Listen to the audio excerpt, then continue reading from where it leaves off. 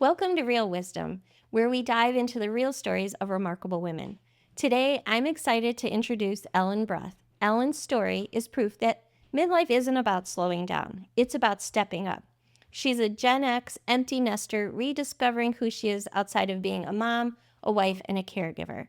She's navigating life with aging parents, finding new passions, and sharing it all with honesty and courage on TikTok. Ellen's journey is about more than trying something new. It's about showing up for herself in a way that she never has before. And if you've ever felt stuck or wondered what next, Ellen's story will remind you that it's never too late to rewrite your own narrative. And hey, if this resonates with you, don't forget to hit that subscribe button.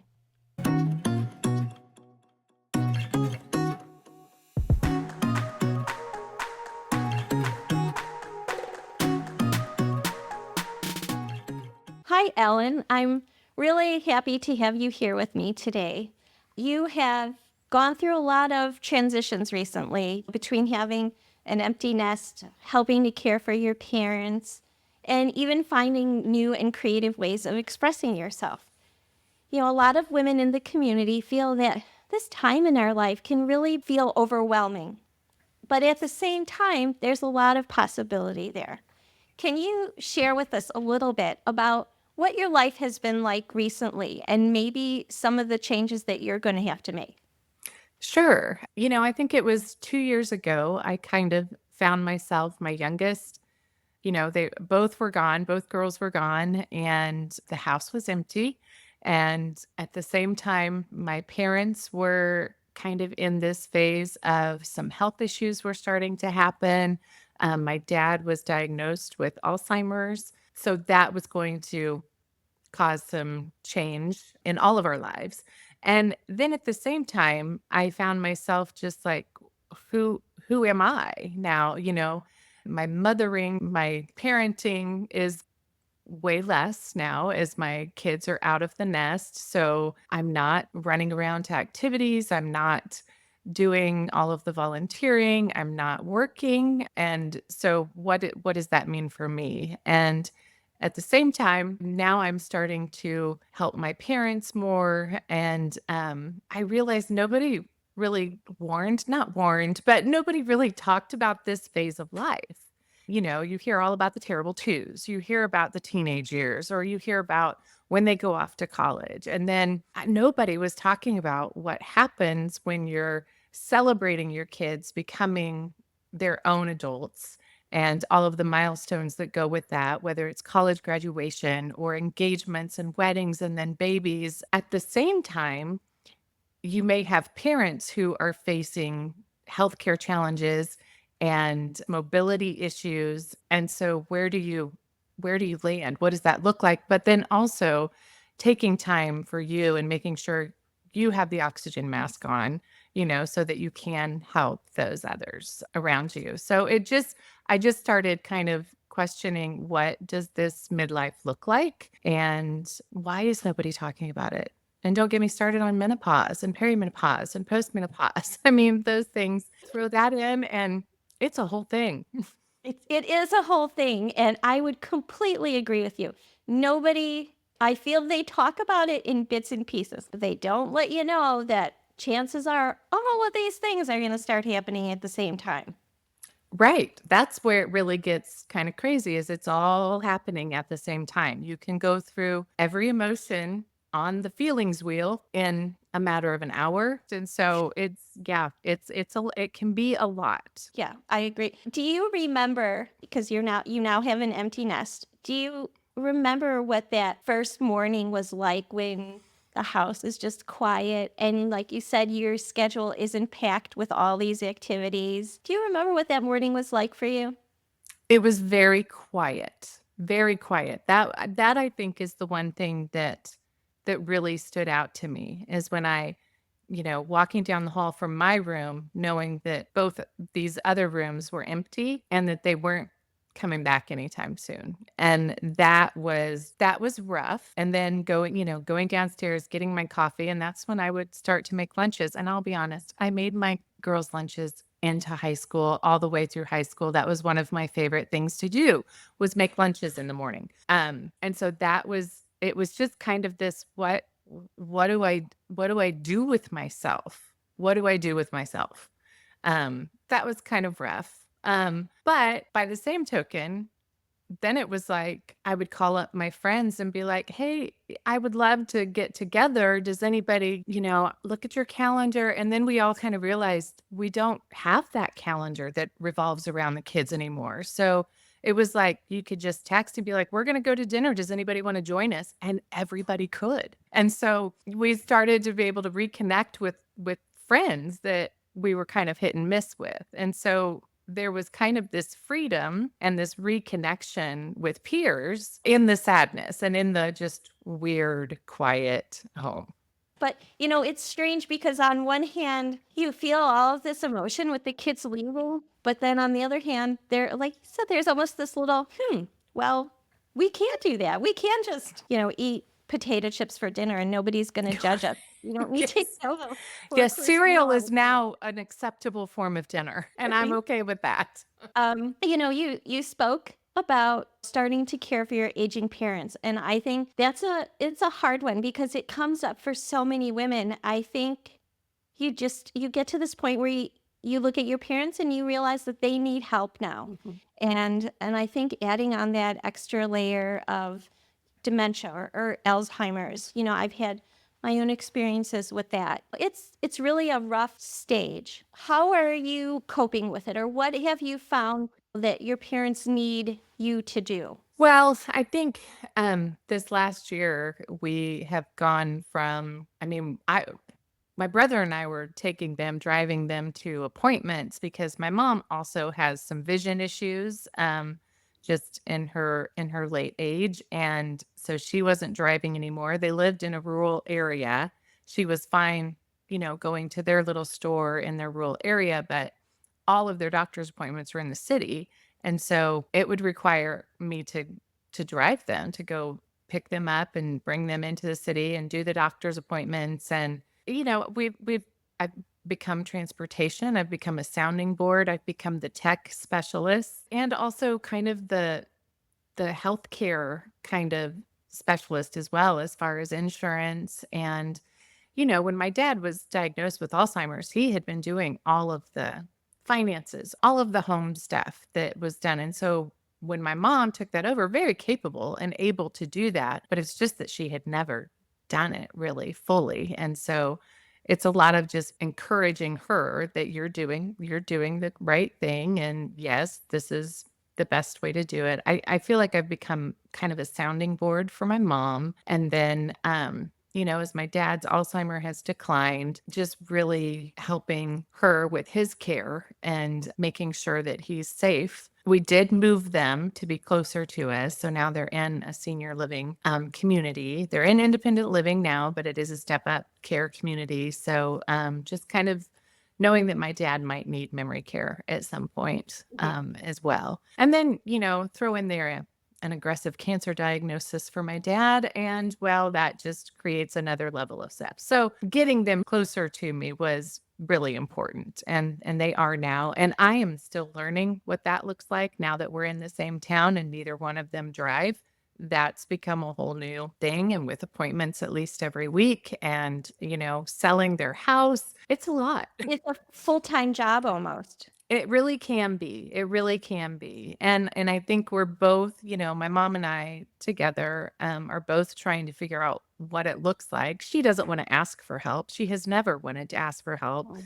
My husband often says, "Oh, I wonder where you get that then," because it's just hard to ask for help. I think most people agree.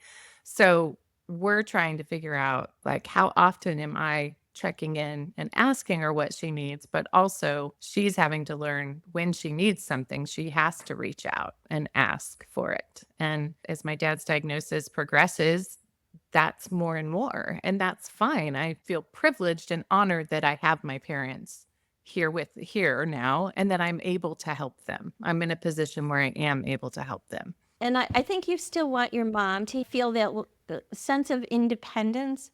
But like you said, it's so important for her also to know that you're on her side and you're part of the team. Yes, definitely. And I think we're getting there. They've only been here for a couple of months now. And so we're still in that phase of learning and relying on one another and being able, communication is really important, always has been. And everybody's different and everybody's relationship with their parents is different and their family dynamics. So all of that plays into what this is going to look like. And my mom and I say to each other an awful lot, one day at a time.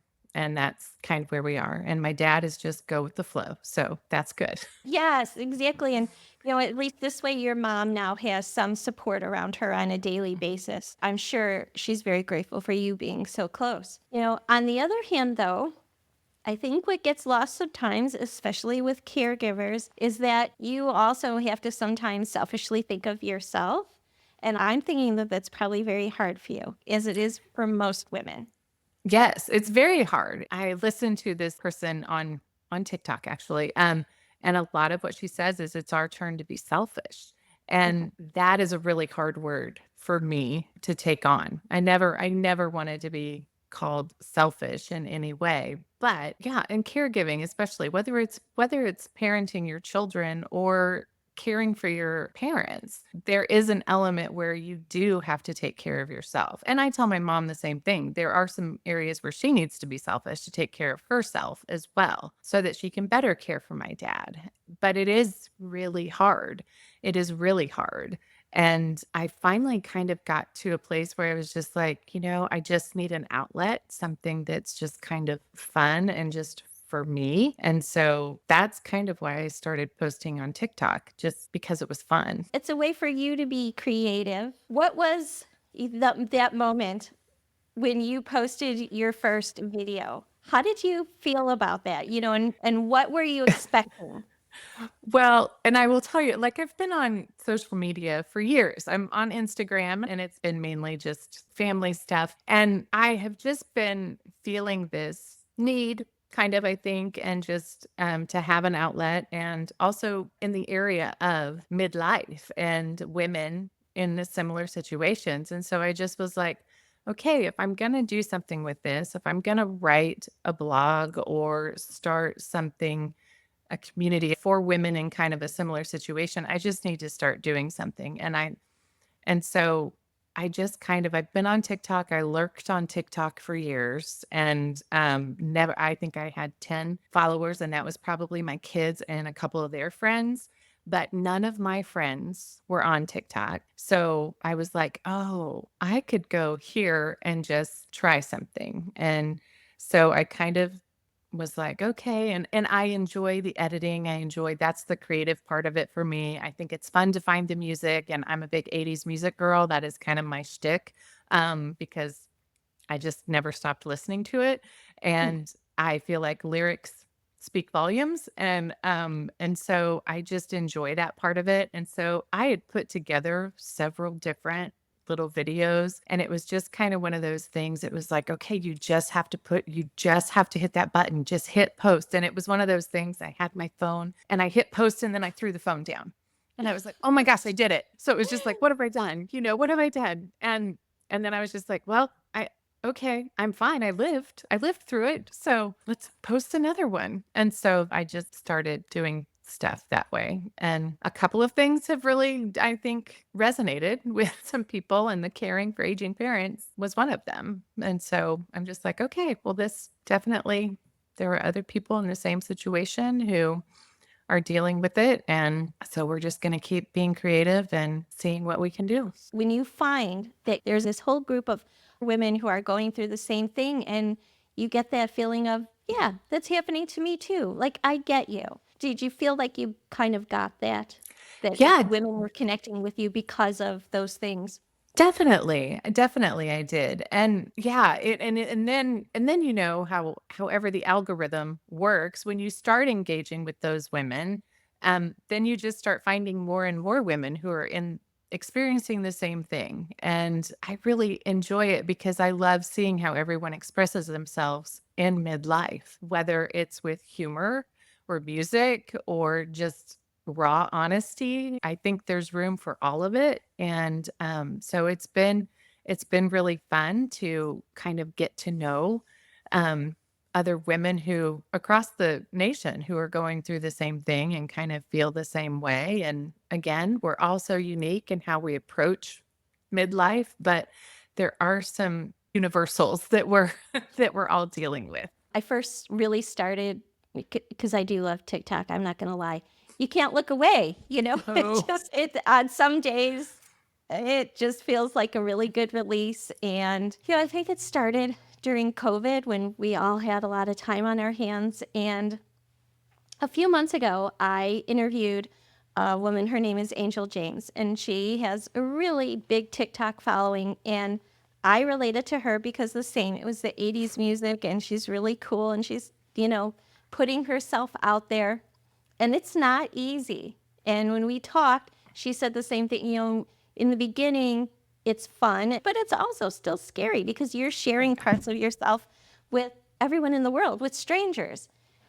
right. Have you felt intimidated by that? Absolutely. And one of the things that I think a lot of Gen X women and men kind of tout is that we don't care, or even just turning 50 or being over 50, we don't care anymore what people think of us. We just don't.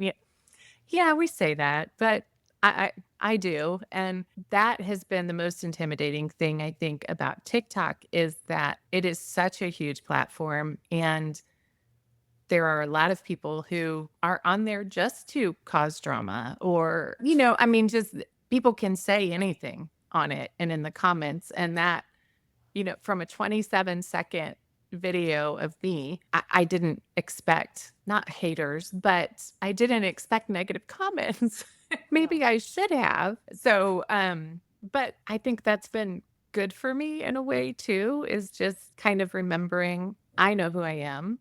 The Mhm. people who know me know who I am, and I'm not for everybody. And that is okay, And but it is still intimidating and I do kind of fall into the, well, I why would anybody want to hear what I have to say about that? Or that person said it so much better. But it's also, I just keep going back to my voice matters too. And I'm allowed to take up space. And it's healing for me. It's doing something for me in my midlife journey. And so yeah, I'm gonna pull the Gen X card and be like, I don't care. So I'm gonna do it anyway. Yeah, but that's a good card to pull because I think you're right. It's not that we don't care, but we're just not going to let this stop us anymore. Right. That's a better way to say it. Yeah.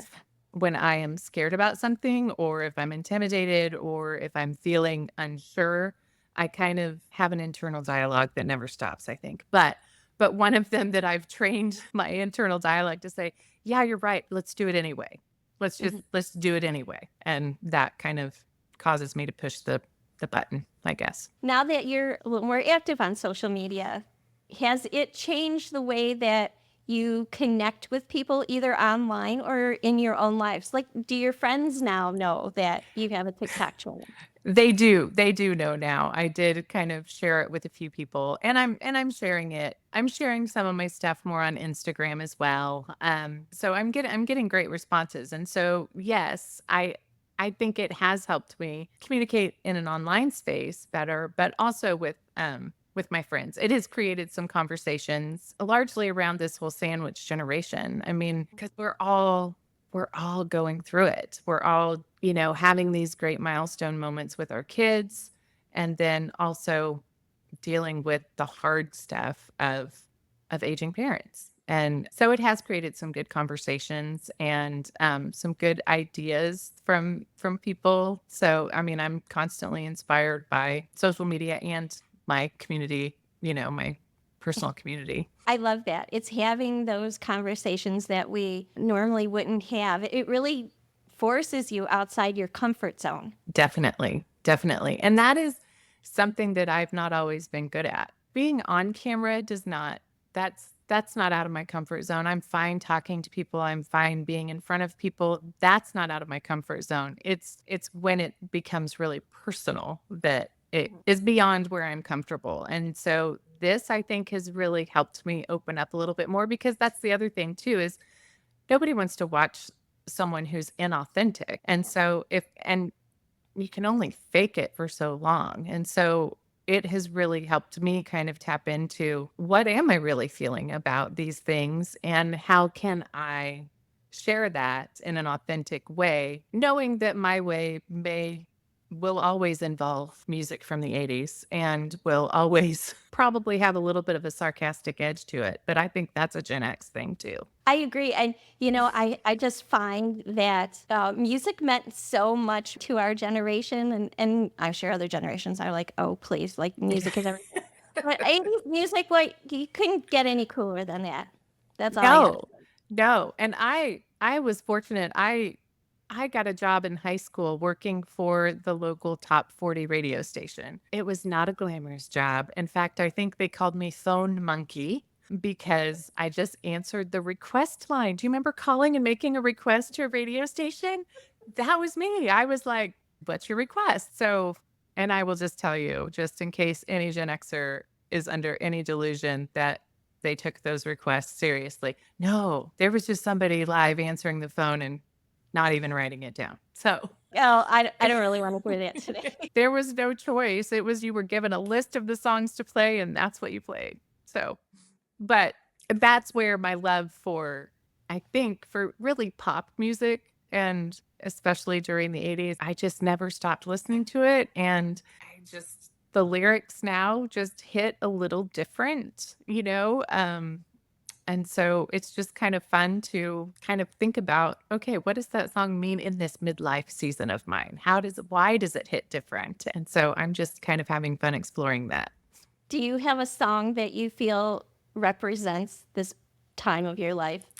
Yeah, I do. It's The Pretenders' Middle of the Road. And it's because I felt stuck, when I am in this empty nest and just stuck between going backwards, like standing in the middle of the road and all these cars rushing, going the opposite way and going back to where it was safe and comfortable. And I knew the routine and that was just safe. But then there's all these cars rushing in a different direction that is unknown and the possibilities that opens up and just, kind of the wide open road and what is ahead for me. And so I think there's space for both. You can remember and love all of the past and raising the kids and what you've seen them accomplish in your life. It's kind of like when you were in the hospital with had your first child and you're getting ready to leave and they just are going to let you take this little tiny fragile human home with no experience, no references, no nothing.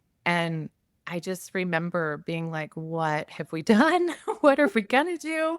How does this work? But we did it. And just when you get in a rhythm, oh, that tiny human is going to change the rhythm on you, And so, and that's, I think that is what this life is. And so this midlife is just figuring out what that new rhythm looks like, knowing that you'll figure it out and then it's going to change again. But that's okay. Is it scary? Yeah. But again, let's do it anyway.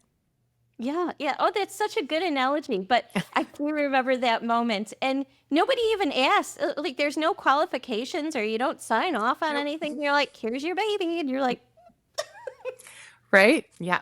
And then thinking that the second one's going to be exactly the same. And that's "Oh not no, true either. no, silly! How silly we were to Right. believe that that was actually going to happen." Right. Um, I'm glad you mentioned being stuck because I think a lot of us can relate to that, and I feel like I've had those moments too, where you look around, you're like, I don't know who I am anymore, and I'm in this position, and I don't know how to move forward.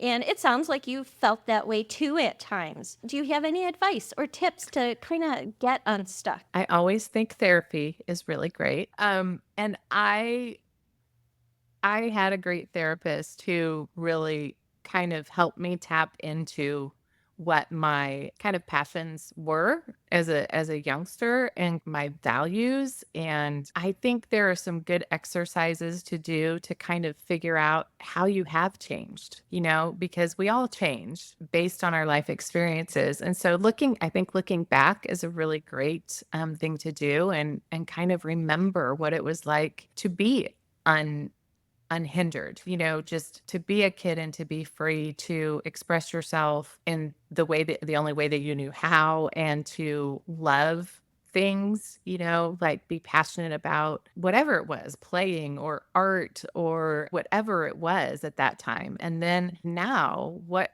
do I love to do? What gets me excited about life, about every day?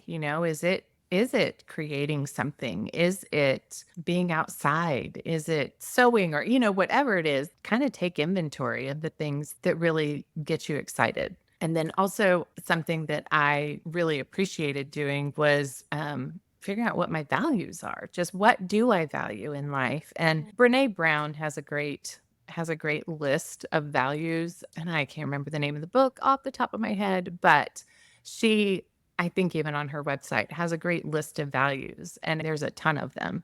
And just kind of reading through them, and anything that jumps out at you, like, circle it and then kind of narrow those down. So it could be community, it could be honesty, play, different things like that. And then kind of try and hone in on what do those values mean now in this midlife, and then kind of trying new things. Like, I am a huge proponent of trying new things. I've always wanted to create. I love making things with my hands. I'm really not that good, and I've never had any formal training, but it's just something I really like. I'm a good crafter, but I have always wanted to watercolor. I just am fascinated by watercolor, and people make it look so easy. And I've tried it, and I'm not great, but it's fun. But I'm going to keep trying new things. I did try watercolors myself. Last year, I tried making Christmas cards because you're right, everybody makes it look so easy.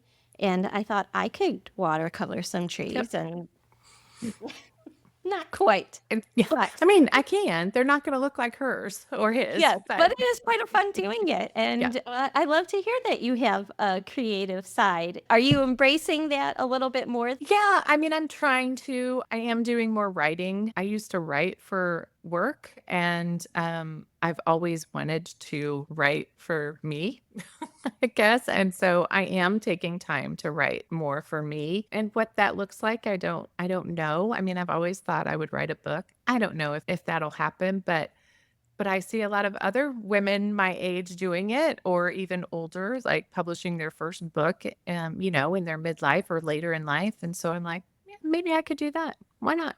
Why not? So we'll Right? see. It's not going to happen if you don't put it out into the world and Right. think that it's a possibility for you. Right. And I think I also use my creativity. I love to host people, and I love to throw a party. I love a theme, and I also love design. And Canva is like a playground for me. And so if I'm going to host people, there's going to be a theme, and there's going to be coordinating graphics and invitations and party favors and all of that. And so the menu will be printed, and that's one of the things that I really enjoy doing too. So your guests know what to expect when they're coming to your house. They do. They do. Yes. And I even had a friend of mine's daughter is having a baby. This is like the first grandchild in my group of friends. And so very exciting. And so some friends are throwing her a shower. And my friend came to me and she said, "Okay, so my daughter said, this is great, but make sure Ellen's in on the decor." So, so I'm like, I'm in it. I'm on it. I'm on it.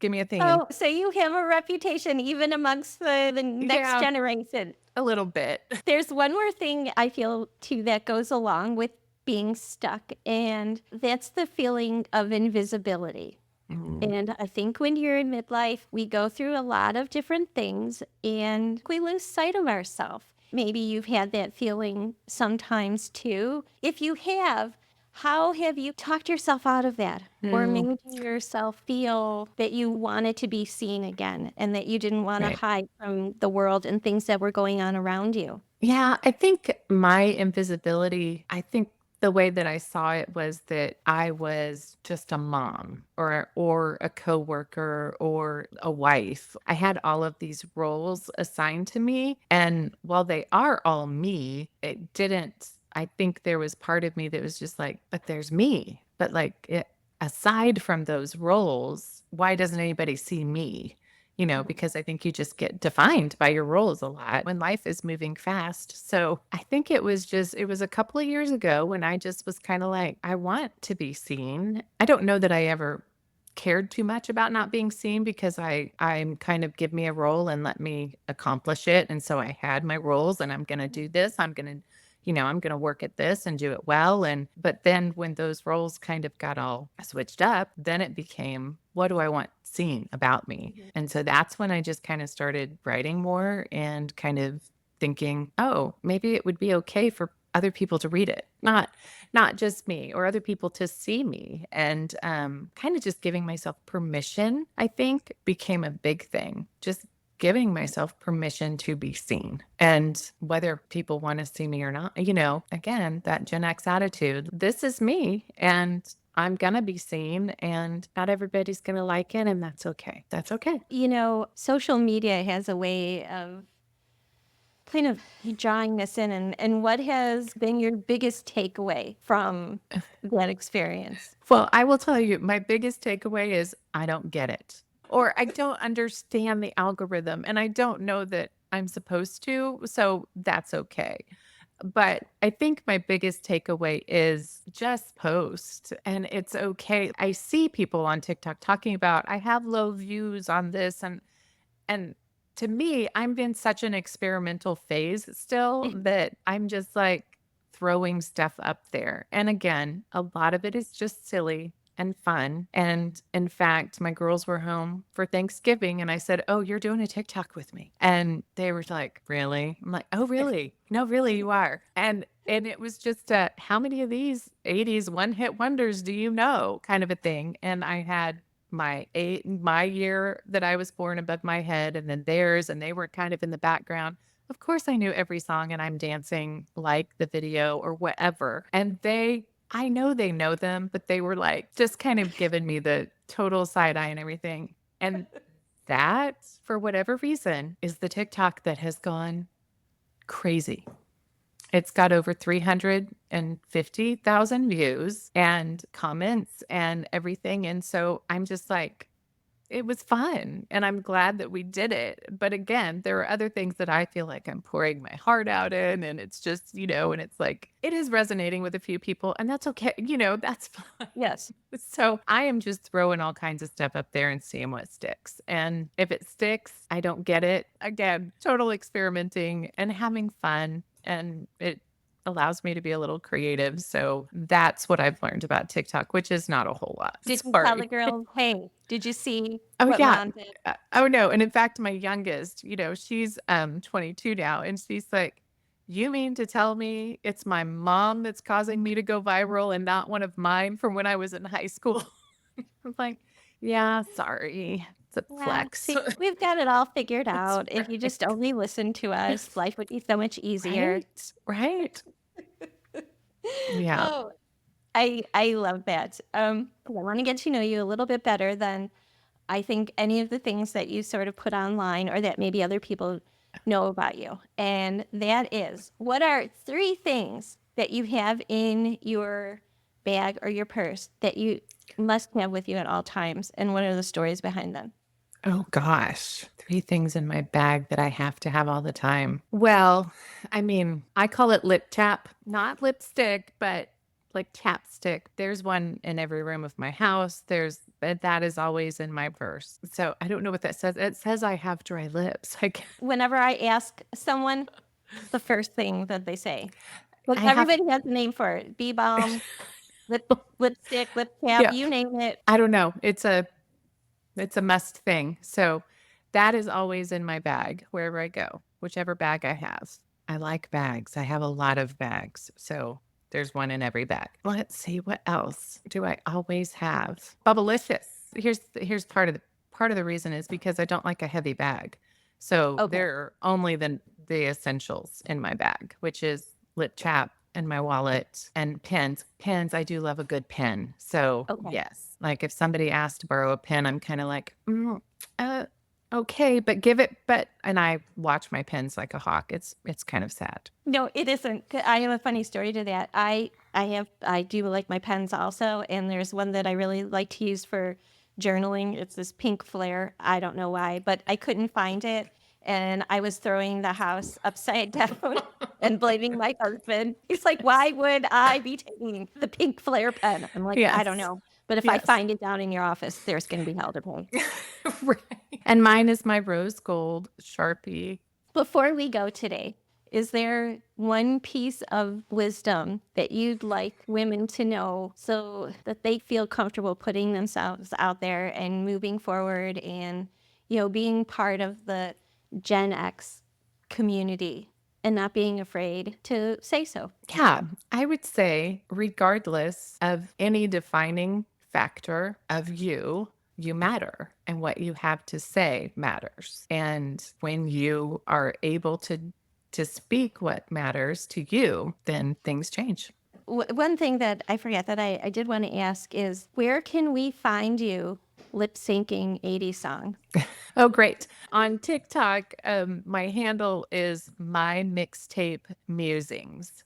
And or you can search my name, Ellen Breth, and I should pop up. I'm also on Instagram at Ellen Breth, and then I'm in the process of starting a Substack newsletter, more of like essays inspired by 80s lyrics, and that is just ellenbreth.substack.com. And it right now there's a coming soon, but I hope to kind of develop that and share my writing. Oh, I love that. I look forward to that. I'd like to see some of your writing. So that's what I'm working on now. Okay, well, it gives us something to look forward to. And I just want to say thank you so much for being here today. And I love that you're sharing and that you're putting yourself out there. And I hope more of us show up on TikTok and make a stand, right? Get noticed. Yes, yes, Holly, thank you so much. I really appreciate what you're doing, and I love learning from all of the women that you're talking to, and just your heart to create this community. So thank you. Thank you so much. Thank you for joining us on Real Wisdom. If you're inspired by stories like this and want to be a part of a community that celebrates the wisdom of women, visit joinempart.com and become a part of our conversation. And don't forget to subscribe for even more real wisdom. Until next time, keep embracing your story.